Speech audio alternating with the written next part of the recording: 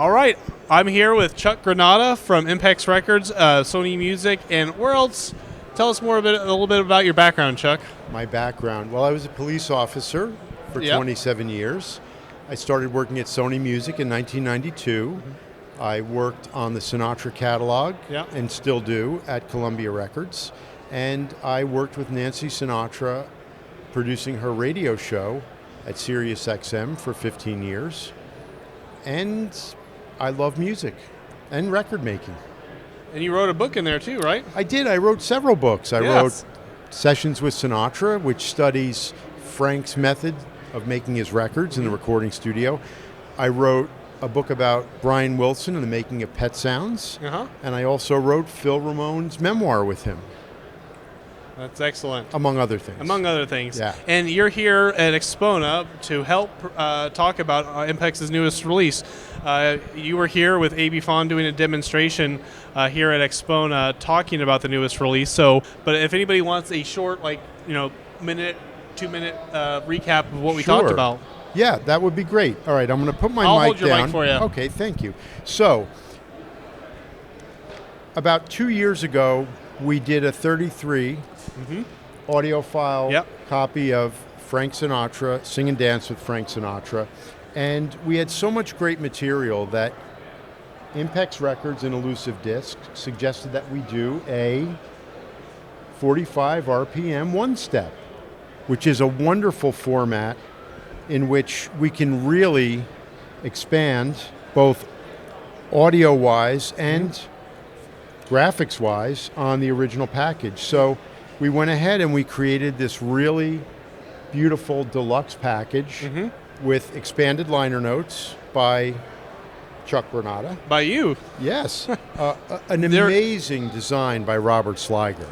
It really, this knocks me out. I mean, I've been doing this for 31 years, and this is the package that I'm proudest of. Yeah. I really mean that. And it's because of the detail that everyone in the team really paid attention to, and the amazing creativity that everyone invested in it. So you can see that we really went for the retro feel.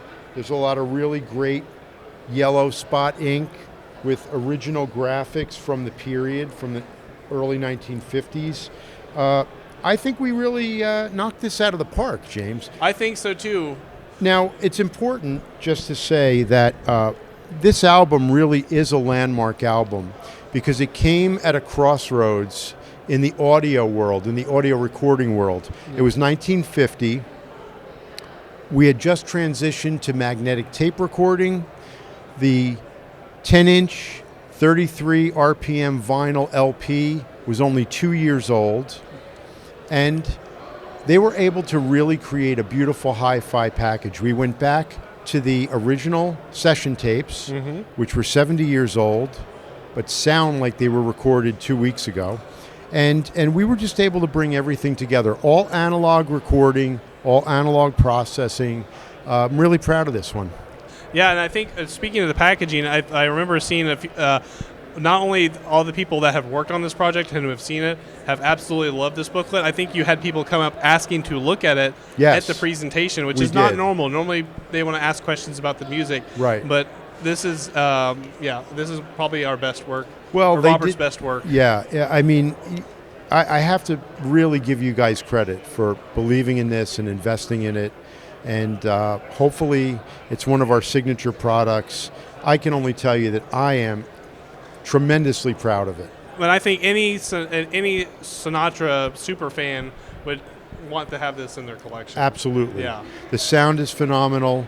Talk about the bonus track, the side D, especially for the fan. Well, we included a number of bonus tracks, including some session outtakes. Yeah. And then all of side 4 is a complete Sinatra session from 1949 in which you hear Frank Sinatra literally producing the record himself. Yeah. So he's directing the musicians as to where to sit and the kind of sound he wants from their instruments. He's talking to the technicians and recommending that they put the microphones in certain places. I mean, this was unheard of for artists in Sinatra's era. And he really took control of his recording sessions, which is why I wrote my first book, Sessions with Sinatra. Yeah, no, it's after listening to it, I was very impressed. It felt like I had just been transported in time and was there. Great. And Frank was right there. Hey, I appreciate everything. I really do. And so pivoting onto another topic, this is not the only title you've worked with Impex on. You recently worked on the most recent Impex one-step release, Getz Gilberto. Yes. Do you have any fond memories of working on that project? I sure do. That's a record that is really important to me. I have a very deep emotional connection to it. It was one of the first albums I got at a garage sale when I was about 8 or 9 years old, and it was the first time I saw the name Phil Ramone. And as a 9-year-old, I had no idea that Phil Ramone and I would cross paths and become great friends, and that I would write his book with him. And wow. That's the other connection, is the fact that one night when we were working on the book, Phil and I sat down in his library at his home in Bedford, New York, and we had some scotch, and we were sitting back, and I said, why don't we listen to Getz Gilberto, and you tell me what you remember about the recording sessions, how you set up the room and what mics you used, and you just give me the process, free form as you think of it. And we did that for 35 minutes, and I got such great recollections. Of course, this was an important record for him because it was his first Grammy in 1964 for engineering. So he had a lot of great memories. And I had this interview and this session that we just kind of BS'd about at night. Yeah. And I was able to turn that into a big part of this essay and really bring Phil's voice into it to tell the listener how this was recorded. So that was a huge add. That's also one of the things that was added into that one step, along with a wonderful essay from Monica. Yeah, Monica Getz, Stan's ex-wife. She contributed a beautiful personal portrait of the time. And she was there because Joao and Astrid Gilberto were staying with Stan and Monica at their home in New York. And, the whole idea for this, and for Astrid singing Girl from Ipanema, came from them sitting around at home and just saying, wow, why don't we do this? And that really became the flashpoint for bossa nova music. Wow. The Girl from Ipanema really set bossa nova on fire across the world.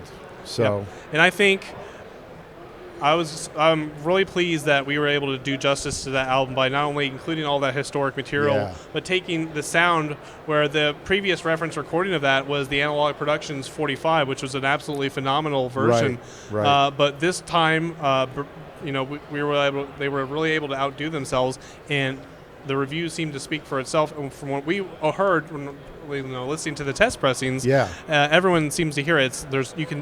You feel like you're there. You feel like a veil's been lifted off. You really do. And before listening to this, I was wondering. I felt like it would be hard to outdo that other reference recording, but I had no idea there was so much more there. It's a testament to Phil Ramone's original recording, and it really is a testament to Bob Donnelly and Bernie Grundman, who were relentless in their pursuit to create not just a superior sounding Getz Gilberto, but to extract every nuance that was on that tape, and they really did. Absolutely. Yeah. We'll talk about one more title, Sure.